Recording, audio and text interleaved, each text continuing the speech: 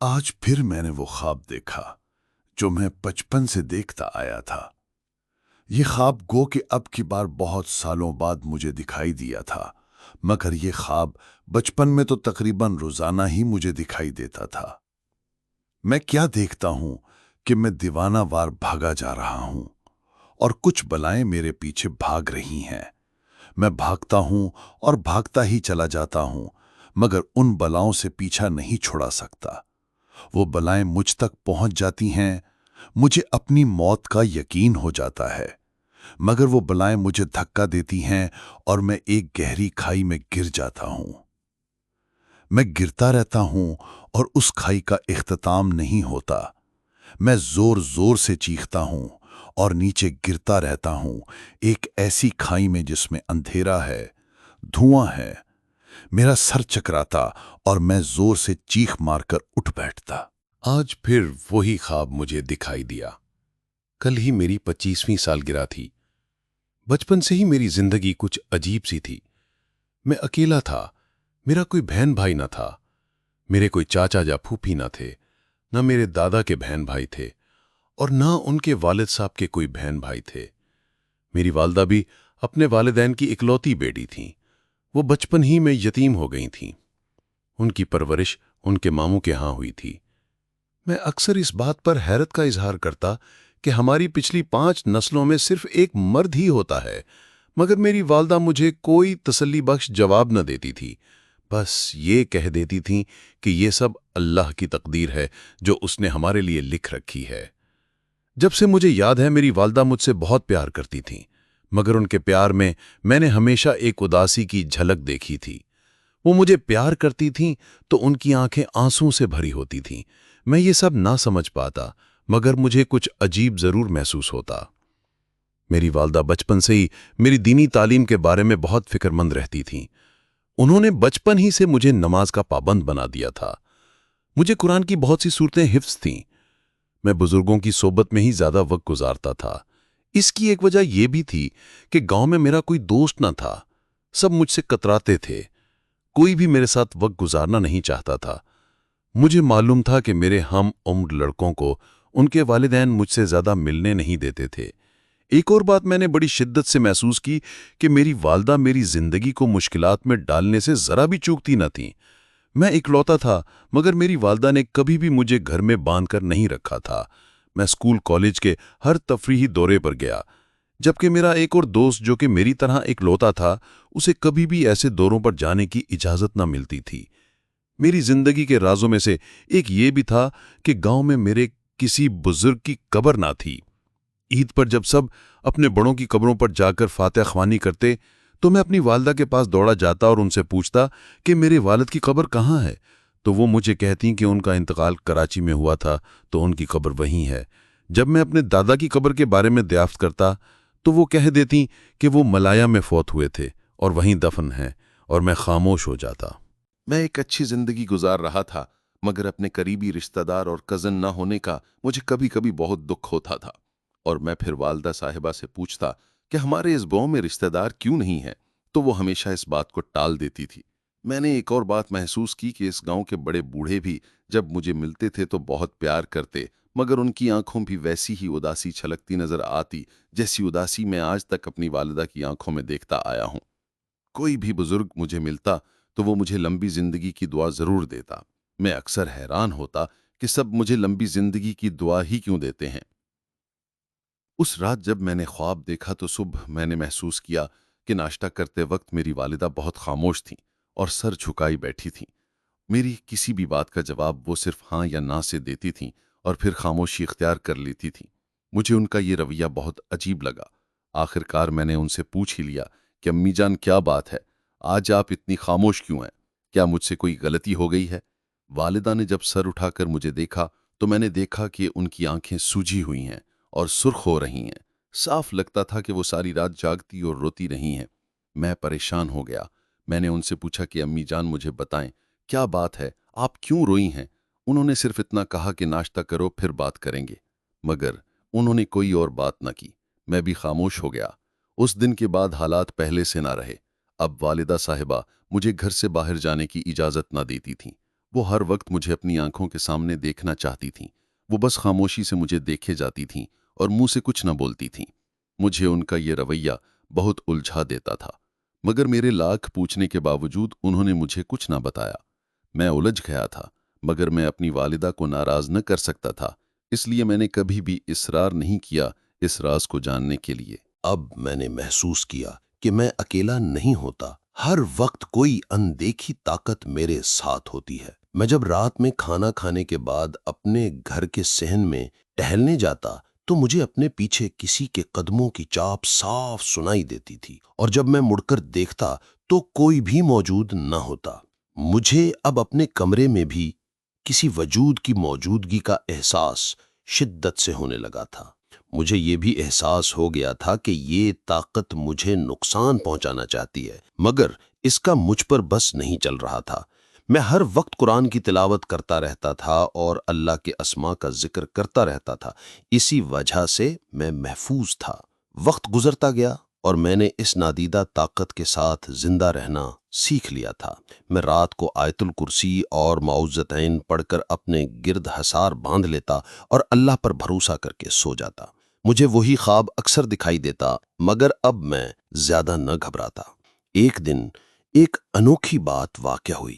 میں فجر کی نماز اور ذکر اذکار کرنے کے بعد سو گیا۔ میری آنکھ کھلی تو میں نے ایک عجیب نظارہ دیکھا۔ میں کیا دیکھتا ہوں کہ ہمارے گھر کام کرنے والی لڑکی شکیلہ بغیر دوپٹے کے میرے کمرے کا دروازہ کھول کر میرے کمرے میں داخل ہوئی اور جھک کر جھاڑو دینے لگی۔ جب وہ جھکی تو اس کے خوبصورت جسم کے خد و خال یوں ابھر کر سامنے آئے کہ میرے جسم کو ایک زوردار جھٹکا لگا۔ میں نے آج تک ایسا نظارہ نہ دیکھا تھا۔ میرے دماغ میں آندھیاں چلنا شروع ہو گئیں، میرے تن بدن میں آگ لگ گئی، مگر میں حیران تھا کہ شکیلہ آج ایسے کیوں میرے کمرے میں داخل ہو گئی ہے۔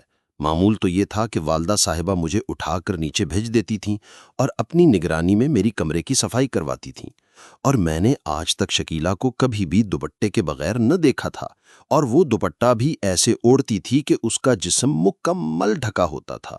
میرے لیے یہ سب کچھ بہت حیرت انگیز تھا۔ میں ہڑبڑا کر اٹھ بیٹھا اور ہکلاتی ہوئی آواز میں شکیلہ سے پوچھا کہ امی جان کہاں ہیں؟ تو اس نے ایک عجب انداز سے سر اٹھا کر اور نظریں میرے چہرے پر گاڑ کر کہا کہ گاؤں ایک فوتگی ہو گئی ہے، وہ وہاں گئی ہیں۔ اس کی آنکھوں میں ایک شرارت تھی، ایک نشہ تھا، ایک دعوت تھی جو میں سمجھ گیا تھا، اور حقیقی بات یہ تھی کہ ایک لمحے کے لیے میں بھی ڈول گیا تھا۔ جوانی کے جوش میں شاید میں ہوش کھو بیٹھتا، مگر یکدم اللہ کا خوف مجھ پر غالب آ گیا اور میں نے خود کو سنبھال لیا۔ میں جلدی سے کمرے سے باہر نکل آیا، وہاں مزید رہنا میرے لیے محال ہو گیا تھا۔ میں باورچی خانے میں چائے کی پیالی رکھ کر جیسے ہی واپس پلٹا، شکیلہ کو اپنے بالکل پیچھے کھڑا پایا اور میں اس سے ٹکرا گیا۔ وہ لڑکھڑا گئی۔ میں نے اسے سنبھالا نہ ہوتا تو وہ گر جاتی، مگر میرا اس کو سنبھالنا میرے لیے قیامت بن گیا۔ وہ تو میرے ساتھ لپٹ گئی۔ میں نے اپنی زندگی میں پہلی بار مخالف جنس کے لمس کو محسوس کیا تھا۔ میرا دل پگھلنے لگا۔ میں نے شکیلہ کی آنکھوں میں دیکھا تو وہاں اٹھتے طوفان دیکھ کر میں بھی ان کی زد میں آنے ہی والا تھا کہ مجھے یوں محسوس ہوا کہ کسی نادیدہ قوت نے پکڑ کر مجھے جھنجھوڑ ڈالا ہے۔ مجھے حقیقت میں کسی کا ہاتھ اپنے کندھے پر محسوس ہوا۔ میں خوف زدہ ہو گیا۔ میں نے شکیلہ کو دھکا دیا اور اسے کوستے ہوئے وہاں سے باہر بھاگ گیا، اور پھر اس وقت تک گھر کے اندر نہ گیا جب تک والدہ صاحبہ واپس نہ آ گئیں۔ مجھے یوں محسوس ہوتا تھا کہ یہ لڑکی شکیلہ نہیں بلکہ کوئی بلا ہے جو میری دنیا و آخرت برباد کرنے کے لیے میرے پیچھے پڑ گئی ہے۔ اس کے بعد میں نے شکیلہ کا وہ روپ دوبارہ نہ دیکھا اور نہ ہی یہ محسوس کیا کہ اس کو اس واقعہ کا کوئی افسوس ہے۔ اس واقعہ کے بعد میں نے غور کیا کہ میں 25 سال کا ہو گیا ہوں، مگر آج تک میری والدہ نے میری شادی کی بات کبھی نہیں کی، جبکہ میرے عمر کے تقریباً تمام لڑکوں کی شادی ہو چکی تھی، بلکہ کچھ تو ایک ایک دو بچوں کے باپ بھی بن چکے تھے۔ اور والدہ صاحبہ مجھے ایک دفعہ خود بتا چکی تھیں کہ میرے والد صاحب کی شادی 21 سال کی عمر میں ہو گئی تھی۔ اب میرے دل میں شادی کرنے کی خواہش جنم لے چکی تھی، مگر مجھے سمجھ نہ آتا تھا کہ میں والدہ صاحبہ سے کیسے اس سلسلے میں بات کروں کہ ایک دن مجھے گلزیب چچا مل گئے۔ گلزیب چچا مجھ سے بہت پیار کرتے تھے اور کہا کرتے تھے کہ تمہارے والد صاحب میرے بہت اچھے دوست تھے۔ گلزیب چچا کے 2 بیٹے تھے جو مزدوری کرنے کراچی گئے ہوئے تھے۔ 2 साल पहले गुलजेब चचा की बीवी फौत हो गईं तो वो अपने बेटों के पास रहने के लिए कराची चले गए थे। गुलजेब चचा मुझसे मिलकर बहुत खुश हुए। हम बहुत देर तक बातें करते रहे। बातें करते करते गुलजेब चचा यकदम खामोश हो गए और फिर उन्होंने मुझसे एक अजीब सा सवाल कर दिया। वो कहने लगे, बेटा, अभी तुम 25 साल के तो नहीं हुए ना? ये सवाल बहुत गैर मामूली था कि हमारे इलाके में अमूमन कोई यूं किसी की उम्र नहीं पूछता था। मैं कुछ हैरान हुआ, मगर मैं ज्यादा हैरान तब हुआ जब मैंने गुलजेब चचा को बताया कि मैं तो तकरीबन 6 माह पहले ही 25 साल का हो चुका हूं। तो उनके मुंह से बेइख्तियार एक चीख निकल गई और वो हैरान होकर बोले, क्या कहा? तुम 25 साल के हो चुके हो और अभी तक जिंदा हो? ये जुमला उनके मुंह से बेइख्तियार निकल गया था, मगर वो खुद ही पशेमान हो गए थे। मैं हैरतज़दा उनका मुंह देखता रह गया। मैं हंसकर बोला, चचा, क्या मुझे मर जाना चाहिए था? अरे नहीं बेटा, मरे तुम्हारे दुश्मन, अल्लाह तुम्हें लंबी उम्र दे और तुम्हारी नस्ल आगे चलाए। गुलजेब चचा बोले। फिर उन्होंने मुझसे पूछा, तुम्हारी शादी हो गई है? मैंने नफी में जवाब दिया तो गुलजेब चचा किसी गहरी सोच में खो गए और फिर बोले, तुम्हारी वालिदा बहुत अक्लमंद है, उन्होंने बहुत अच्छा किया है तुम्हारी शादी नहीं की अब तक। अब मेरी बर्दाश्त जवाब दे चुकी थी। मैंने चचा से कहा कि चचा, आप मुझे डरा रहे हैं। मुझे मालूम है कि मेरे साथ और मेरे खानदान के साथ कुछ मामला है, मगर क्या है ये मुझे मालूम नहीं। आप मुझे इस उलझन से निकालें और बताएं कि क्या राज है जो हर कोई मुझसे छुपाता है। वो बोले, क्या तुम्हारी वालिदा ने तुम्हें कुछ नहीं बताया? मैंने नफी में जवाब दिया तो खामोश हो गए। मैंने खामोशी को तोड़ा और गुलजेब चचा से कहा कि चचा जान, आज मैं ये राज जान कर रहूंगा। आप मुझे बताएं क्या राज है जो आज तक मुझसे छुपाया गया है। मगर चचा की खामोशी बदस्तूर जारी थी। चचा किसी गहरी सोच में गुम थे। आखिरकार चचा बोले, बेटा, तुम्हारे खानदान पर एक नागिन का साया है जिसने तुम्हारी 5 नस्लों को डस लिया है। तुम्हारे खानदान में से 5 नस्लों से कोई मर्द 25 साल से ज्यादा जी नहीं सका है। वो नागिन तुम्हारे खानदान में से सिर्फ एक मर्द को जिंदा रहने देती है और बाकी सबको जवान होने से पहले ही मार डालती है। मेरे जहन में धमाके हो रहे थे। चचा की बातों पर यकीन करना मुश्किल था, मगर मैं जानता था कि वो सच कह रहे हैं। तुम्हारे वालिद मेरे जिगरी दोस्त थे। उन्होंने ये सब कुछ मुझे खुद बताया था। तुम्हारी पीढ़ी में एक बुजुर्ग मलिक हयात खान की एक गलती का खमियाजा तुम्हारी 5 नस्लों ने भुगता है। तुम्हारे वालिद साहब ने मुझे बताया कि मलिक हयात खान ने सांपों के एक जोड़े में से एक सांप को मार डाला था जब वो तुम्हारे घर के नज़दीक नदी के किनारे खेल रहे थे। उसके बाद एक एक करके मलिक हयात खान के भाइयों और बहनों को सांप ने डसकर मार डाला। उनके 2 बेटे थे। बड़ा बेटा बच गया और छोटा बेटा भी सांप के गज़ब का शिकार हो गया। फिर मलिक हयात खान एक दिन गायब हो गए और फिर उनका कुछ पता न चला। तुम्हारे निक्कड़ दादा की शादी हुई और अल्लाह ने उनको 2 बच्चों से नवाजा, मगर एक बेटे को सांप ने डस लिया। तुम्हारे निक्कड़ दादा जब 25 साल के हुए तो वो भी गायब हो गए। तब हिसाब लगाने वाले किसी बुजुर्ग ने हिसाब लगाकर बताया कि एक नागिन, जो कि असल में कुछ और है, वो ये सब कुछ कर रही है और वो बहुत सी ताकतों की हामिल है और वो अपने साथी का बदला ले रही है। बहुत टोटके किए गए मगर उस नागिन का तोड़ ना हो सका। इसी तरह तुम्हारे पड़दादा फिर तुम्हारे दादा के साथ हुआ और इसी तरह तुम्हारे वालिद साहब के साथ हुआ। किसी का कुछ पता न चला कि वो कहाँ गायब हो गए थे। वो सब 25 साल की उम्र के बाद किसी दिन गायब हो जाते थे और उनकी बीवियां सारी जिंदगी अकेले गुजार देती थी। वो बेवा होती थी और ना सुहागन। एक बेचारगी और बेबसी की जिंदगी उनका मुकद्दर बन जाती थी। शायद तुम्हारी वालदा ने आज तक तुम्हारी शादी इसीलिए नहीं की कि वो किसी और लड़की को ऐसी बेबसी की जिंदगी गुजारते नहीं देखना चाहती हैं, और शायद वो इस नागिन को एक और नस्ल से इंतकाम लेने का मौका फराहम नहीं करना चाहती हैं। इतना कहने के बाद गुलजेब चचा खामोश हो गए और फिर अचानक बोले, क्या तुम्हें भी वो ख्वाब दिखाई दिया था? मैंने उनसे पूछा कि कौन सा ख्वाब?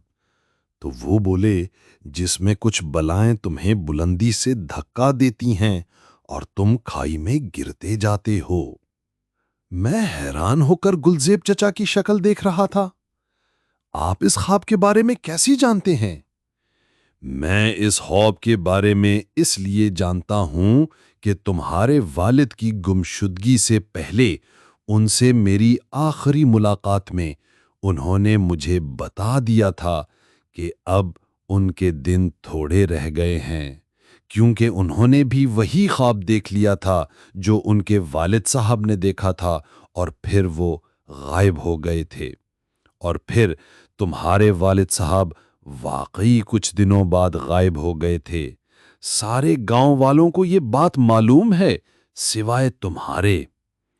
میرا سر چکرا رہا تھا، میرے اندر ایک طوفان برپا تھا، غصے سے میرا تن بدن جل رہا تھا، اور اس ناگن سے انتقام لینے کے لیے میں تڑپ اٹھا، مگر اس سے بدلہ لینے کا کیا طریقہ اختیار کروں مجھے سمجھ نہ آتا تھا۔ میں اپنے اجداد کے دردناک انجام سے خون کے آنسو رو رہا تھا، مگر اپنی بے بسی پر کڑھنے کے سوا میں کچھ نہ کر سکتا تھا۔ مجھے بار بار اپنی والدہ کا خیال آ رہا تھا کہ کیسے انہوں نے اپنے شوہر کی جدائی کا غم برداشت کیا ہوگا، اور کیسے ایک ایسے بیٹے کو پال کر جوان کیا ہوگا جس کے بچھڑ جانے کا یقینی صدمہ انہیں پہلے دن سے ہی اندر سے کھائے جا رہا ہوگا۔ بہت دیر تک خاموشی چھائی رہی۔ آخرکار میں بول اٹھا، چچا جان، اس بلا سے چھٹکارا پانے کا کوئی تو راستہ ہوگا۔ آخر کب تک یہ افریت ہماری نسلوں کو شکار کرتا رہے گا؟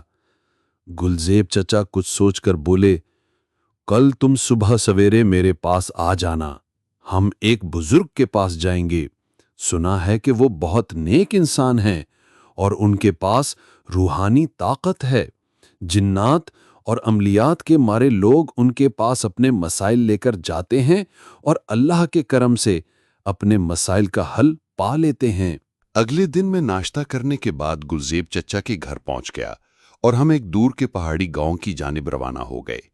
دوپہر کو ہم وہاں پہنچے۔ کچھ دیر بعد ہمیں ان بزرگ سے ملنے کا موقع ملا۔ گلزیب چچا نے انہیں میرے بارے میں سب تفصیل سے بتایا۔ ان کی بات ختم ہونے کے بعد وہ بزرگ کچھ لمحے آنکھیں بند کیے سر جھکائے بیٹھے رہے، پھر سر اٹھا کر بولے، ہر ظلم کی رات کا آخرکار خاتمہ ہو جاتا ہے۔ تمہارے خاندان پر چھائی سیاہ رات کا بھی خاتمہ ہونے والا ہے، اور تم ہی اس کا خاتمہ کرنے والے ہو۔ بس تم اپنے نفس پر قابو رکھنا، یہ شاید آخری آزمائش ہو۔ مجھے امید ہے کہ تم اس آزمائش میں بھی کامیاب ہو جاؤ گے، جیسے کہ تم پہلے ایک آزمائش سے کامیابی سے گزر چکے ہو۔ اس کے بعد انہوں نے مجھے ایک قرآنی عمل بتایا اور میری آنکھوں میں آنکھیں ڈال کر کہا کہ کبھی بھی چیزوں کے ظاہر پر نہ جانا اور حد حدود کا خیال رکھنا۔ میں اور گلزیب چچا جب گاؤں واپس پہنچے تو رات ہو چکی تھی۔ میرا گھر گاؤں سے کچھ دور ایک پہاڑی پر تھا۔ گاؤں سے میرے گھر تک راستہ ویران تھا اور ایک جنگل سے ہو کر گزرتا تھا۔ آسمان پر کالے سیاہ بادل چھائے ہوئے تھے۔ گلزیب چچا نے بہت اصرار کیا کہ رات میں ان کے گھر ہی ٹھہر جاؤں، مگر میں نے ان سے کہا کہ اگر میں گھر نہ پہنچا تو میری والدہ پر قیامت ٹوٹ پڑے گی اور ان کا اندیشہ سچ ثابت ہو جائے گا، اس لیے مجھے ہر صورت گھر پہنچنا ہوگا۔ میں جب گلزیب چچا کے گھر سے روانہ ہوا تو ہلکی ہلکی بوندا باندی شروع ہو گئی تھی۔ میں تیز قدموں سے چلتا گاؤں سے باہر نکلا تو بارش تیز ہو چکی تھی۔ میں نے گھر جلدی پہنچنے کی غرض سے ایک پگڈنڈی کا راستہ اختیار کیا، جو کہ مختصر تو تھا مگر گھنے جنگل سے ہو کر گزرتا تھا۔ میں آیت الکرسی کا ورد کرتے پگڈنڈی پر چلا جا رہا تھا۔ اب بارش نے طوفان کی شکل اختیار کر لی تھی۔ بجلی جب زور سے کڑکتی تو دل اچھل کر حلق میں آ جاتا۔ اب مجھے افسوس ہوا کہ میں نے کیوں اس راستے کا انتخاب کیا، مگر اب کچھ نہیں ہو سکتا تھا سوائے آگے بڑھنے کے۔ سو میں چلتا رہا، یہاں تک کہ ایک دلدوز چیخ نے مجھے لرزا دیا۔ وہ ایسی چیخ تھی جس نے بادل کی گھن گرج کو بھی مات کر دیا تھا۔ وہ ایک لڑکی کی آواز تھی۔ میں ششدر رہ گیا کہ اس ویرانے میں، ان حالات میں کوئی لڑکی یہاں کیسے آ سکتی ہے، مگر وہ لڑکی ہی تھی جو دوڑتی ہوئی میری جانب آ رہی تھی۔ بار بار بجلی چمک رہی تھی اور میں اب اسے واضح طور پر دیکھ سکتا تھا۔ وہ دیوانہ وار بھاگ رہی تھی جیسے اس کے پیچھے شکاری کتے پڑے ہوں۔ بجلی کی چمک میں نے دیکھا कि वो नीम बरहना हालत में थी। उसके कपड़े मुतअद्दिद जगहों से फटे हुए थे और उनमें से उसके जिस्म के नशेबो फराज नुमायां हो रहे थे। वो आते ही मुझसे लिपट गई और कांपती हुई आवाज में बोली, मुझे बचा लो। मैंने उससे पूछा कि क्या हुआ है, तो वो बोली कि कुछ बदमाश उसके पीछे पड़े हैं। मैं हैरानों परेशान था कि इस वीराने में कौन इंसान आ सकता है और कौन ऐसी हरकत कर सकता है। मैंने उस लड़की को अपने से अलग किया और कहा कि तुम्हें कोई नुकसान नहीं पहुंच सकता, तुम बेफिक्र रहो। मगर वो फिर मुझसे चिमट गई। सितंबर के महीने में पहाड़ी इलाकों में अच्छी खासी सर्दी हो जाती है और अगर बारिश हो जाए तो फिर तो सर्दी की शिद्दत बढ़ जाती है। बारिश में आधे घंटे भीगने के बाद मैं सर्दी से ठिठुर रहा था, मगर उस लड़की के मुझसे लिपटने के बाद मेरे जिस्म में जैसे आग लग गई थी। मेरा दिल चाहता था कि ये हसीना यूं ही मुझसे लिपटी रहे और बारिश कभी न थमे और इस रात की सुबह कभी न हो। ना चाहते हुए भी मैंने अपना हाथ उस लड़की की कमर पर डालकर उसे अपने करीब कर लिया, मगर ऐसा करते ही मुझे बुजुर्ग की नसीहत याद आई कि कभी हुदूद की खिलाफ वर्जी न करना। मैंने एक झुरझुरी ली और उस लड़की को एक बार फिर खुद से अलग कर दिया। मैंने उससे कहा कि वो मेरे साथ आए, मैं उसे उसके घर तक पहुंचाऊंगा। जैसे ही मैं आगे बढ़ा उसने मेरा हाथ पकड़ लिया। मैं आगे आगे चल पड़ा। पगडंडी पर चलते चलते अब हम एक किसी में पहुंच चुके थे। किसी के दोनों अतराफ में सफेदे, भैंस और शड़ोल के ऊंचे ऊंचे दरख्त बिजली की चमक में यूं नजर आते थे जैसे देव दीवार बनाकर खड़े हों अपने शिकार के इंतजार में। मैंने दिल में सूरतें पढ़ना शुरू कर दी। मुझे एक अनजाना खौफ महसूस हो रहा था। वो लड़की खामोशी से मेरे पीछे आ रही थी। जब मैं किसी के किनारे दरख्तों के झुंड में पहुंचा तो मुझे अचानक एहसास हुआ कि मेरा हाथ, जिसमें उस लड़की का हाथ था, बहुत बोझल हो गया है। वो बोझ इस कदर ज्यादा था, मुझे लगा कि मेरा हाथ इस बोझ से टूटकर मेरे जिस्म से अलग हो जाएगा। मुझे अपने पीछे एक साए की मौजूदगी का एहसास हुआ। मैंने डरते डरते जैसे ही पीछे देखा तो मेरा दिल खौफ के मारे धड़कना भूल गया। मेरे पीछे अब लड़की न थी बल्कि एक 10 फुट लंबी बला थी। मैंने बिजली की चमक में उसकी बस एक ही झलक देखी थी कि मेरे हवास जवाब दे गए। वो इतनी भयानक थी कि अल्फाज में बयान करना नामुमकिन है। बस मुझे उसकी आंखें याद हैं जो जलते हुए अंगारे थीं। जब मुझे होश आया तो मैं एक वसी गार में रस्सियों से जकड़ा हुआ पड़ा था। मेरे सिवा वहां कोई न था। हल्की हल्की रोशनी में मैंने देखा कि वहां पर 5 मट्टी की ढेरियां हैं, जैसे कच्ची कब्रें होती हैं, और उनके बराबर में एक गड्ढा खुदा हुआ है। मैं समझ गया कि ये गड्ढा मेरे लिए खोदा गया है। मेरे दिल में ख्याल आया कि हो सकता है ये मेरे अजदाद की कब्रें हों। मैं समझ गया कि मेरे साथ क्या हुआ है। मुझे भी अपने बुजुर्गों की तरह इस नागिन ने अगवा कर लिया है और मेरा अंजाम इन 5 जैसा होने वाला है। मैं अपनी वालदा के बारे में सोचकर दुखी हो गया कि उनको पहले खाविंद की जुदाई का सदमा सहना पड़ा, अब बेटे का दुख बर्दाश्त करना पड़ेगा। मगर मुझे ये सोचकर राहत महसूस हुई कि अब इस नागिन को हमारे खानदान से कोई और शिकार न मिलेगा। मैं उसका आखिरी शिकार होऊंगा। मेरे दिल में एक टीस उठी कि मैं अपने बुजुर्गों के खूने नाहक का बदला इस नागिन से न ले सका। मैं वहीं बंधा पड़ा रहा और सोचता रहा कि मेरा अंजाम कैसे होगा कि वो मेरे सामने आ गई। वो अब उसी हसीना के रूप में थी जिसे मैंने बारिश में देखा था। वो इंतहा की खूबसूरत थी। उसके चेहरे से नजरें हटाना मुश्किल था। वो टिकटिकी बांध कर मुझे देखे जा रही थी। फिर बोली, तुम मेरा सबसे मुश्किल शिकार साबित हुए हो। तुम्हारे गिर्द जो हिसार था उसे तोड़ना मेरे लिए मुश्किल साबित हुआ, मगर मैंने हिम्मत ना हारी। तुम मेरे बहुत से वारों से बच गए, मगर इस बारिश में जब मैं तुमसे लिपटी तो वो एक शैतानी ख्याल जो तुम्हारे जहन में आया था उसमें मेरा काम आसान कर दिया और मैं तुम पर काबू पाने में कामयाब हो गई। अब मैं तुमको तड़पा तड़पा कर मारूंगी कि तुम अपने खानदान के आखिरी फर्द हो। मैंने कसम खाई थी कि क़यामत तक तुम्हारे खानदान से इंतकाम लेती रहूंगी, मगर तुम्हारी मां ने मेरा इंतकाम का सिलसिला खत्म कर दिया है। अब मैं तुम्हें वो अजियतनाक मौत दूंगी जो मैंने आज तक तुम्हारे किसी बड़े को नहीं दी। ये कहकर उसने कुछ पढ़कर मेरी तरफ फूंका तो मेरे जिस्म में आग लग गई। मेरा बदन अनदेखी आग में जलने लगा। मैं तड़पता रहा और फिर न जाने कब बेहोश हो गया। जब मुझे होश आया तो फिर मैं गार में अकेला था। मेरा जिस्म एक फोड़ा बन चुका था, मगर वो नजर ना आता था, सिर्फ महसूस होता था। میں نے بڑی دردمندی سے اللہ سے التجا کی، اے اللہ، تو قادر ہے، مجھے اس ظالم کے ظلم سے نجات دلا۔ یہ دعا مانگتے ہی مجھے ان بزرگ کی شکل نظر آئی تو مجھے فوری یاد آیا کہ انہوں نے مجھے ایک عمل بتایا تھا۔ چونکہ مجھے بہت سی قرآنی صورتیں یاد تھیں، اس لیے مجھے یہ عمل کرتے ہوئے دقت نہ ہوئی۔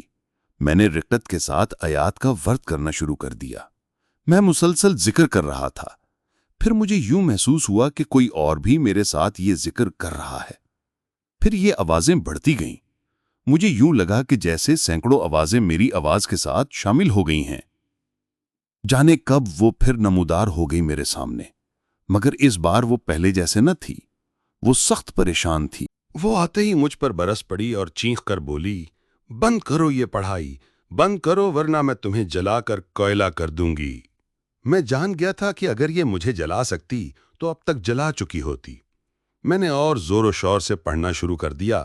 وہ تل ملا رہی تھی اور کچھ کرنا چاہتی تھی، مگر اس کا ہر بار خالی جا رہا تھا۔ اس پر وہ پاگل ہو گئی اور زور زور سے غار کی دیواروں سے اپنا سر ٹکرانے لگی۔ پھر اس نے مجھے ڈرانے کے لیے ایک انتہائی ڈراؤنا روپ دھار لیا اور آگے بڑھی جیسے مجھے کچا چبا جائے گی۔ میں نے آنکھیں بند کر لیں مگر ذکر جاری رکھا۔ کسی نے میرے کان میں سرگوشی کی کہ اللہ سے دعا کرو اور اس کی مدد چاہو اور اس ناگن کی جانب ایک پھونک مارو۔ میں جیسے ہی یہ کیا تو اس ناگن کے اوپر ایک آگ کا شعلہ آن کر گرا اور ایک سرخ رنگ کی آگ نے اس کو اپنی لپیٹ میں لے لیا۔ وہ چند لمحوں میں ایک راکھ کا ڈھیر بن گئی اور میرے جسم کے گرد لگے رسیوں کے جوڑ خود بخود کھل گئے۔ میں آزاد ہوتے ہی اللہ کے حضور سجدے میں گر گیا اور دیر تک رو رو کر اس کا شکر ادا کرتا رہا۔ اس غار سے نکل کر کیسے میں اپنے گاؤں پہنچا یہ ایک الگ کہانی ہے، مگر میں صحیح سلامت اپنے گھر پہنچا تو میری والدہ مجھے زندہ دیکھ کر دوبارہ جی اٹھیں۔ سارا گاؤں ہمارے گھر امڑ آیا ایک انہونی دیکھنے کے لیے۔ میں نے کسی کو کچھ نہ بتایا کہ میرے ساتھ کیا بیتی ہے، بس میں نے یہی کہا کہ میں ایک غار میں بند تھا، پھر ایک دن میں رسیاں توڑ کر آزاد ہو گیا اور وہاں سے بھاگ آیا۔ وہ بارش کی رات کو بیتے ہوئے آج کئی سال ہو گئے ہیں۔ آج میں دادا بن چکا ہوں اور ایک اچھی زندگی گزار رہا ہوں۔ میں نے اپنی اولاد کو یہ اچھی طرح سمجھا دیا ہے کہ اس دنیا میں انسان کے علاوہ بھی مخلوقات ہیں جن میں نیک اور بد ہیں۔ انسانوں کی طرح تمہیں ان شریر جنوں انسوں اور دوسری موذی مخلوقات سے بچانے والی واحد ذات اللہ کی ہے۔ اس لیے اللہ سے رشتہ مضبوط کرو اور اس کی قائم کردہ حدود کا خیال رکھو، وہ تمہیں زندگی کے کسی میدان میں رسوا نہ ہونے دے گا۔ اندھیروں میں چھپی ہوئی کہانیوں کے لیے وحشت کدا کو سبسکرائب کریں۔ ویڈیو پسند آئے تو لائک اور شیئر ضرور کریں، کیونکہ اگلی بھیانک کہانی شاید آپ کے لیے بہت ہی خاص ہو۔